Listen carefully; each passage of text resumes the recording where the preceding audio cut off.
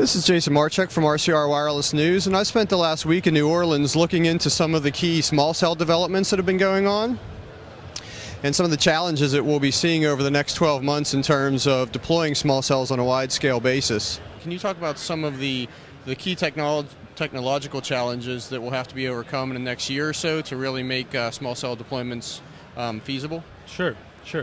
You know, I think one of the critical issues that people tend to gloss over when you talk about small cells is you're actually putting a new interferer in the system.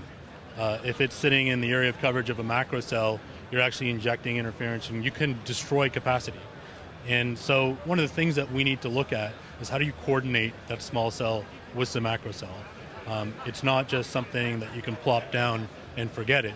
You really need to do a lot of upfront RF planning in order to make that happen. Many small cell deployments are going to require 5 to 10 times the number of macro base stations. So it's getting the cost of the equipment low enough to make it economical, and then figuring out how to backhaul the small cells, both technologically and then making that backhaul affordable. And then secondly, how do you coordinate all the small cells from a spectrum perspective and from an interference perspective so that it doesn't bring down the macro cellular network while maximizing the capacity of the small cells?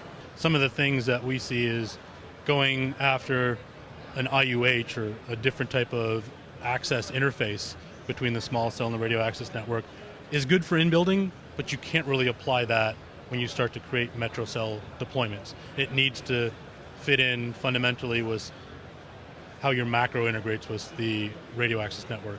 They should be similar. They shouldn't be at odds. You ask about the challenges.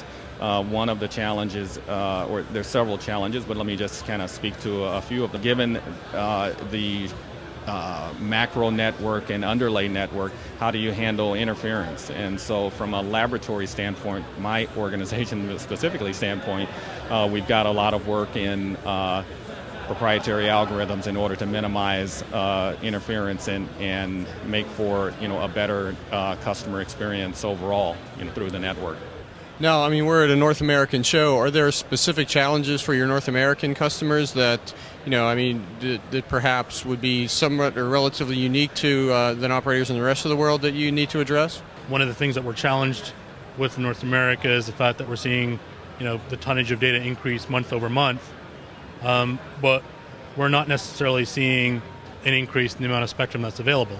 I think FCC is doing a great job trying to free up spectrum so that we can really be able to attack this problem that we're seeing in the industry. But being able to reuse that spectrum asset in smaller and smaller cell radiuses is a fundamental relief that we need to be able to deliver into the ecosystem. And small cells are obviously really the tip of the spear on creating that type of solution for the operators.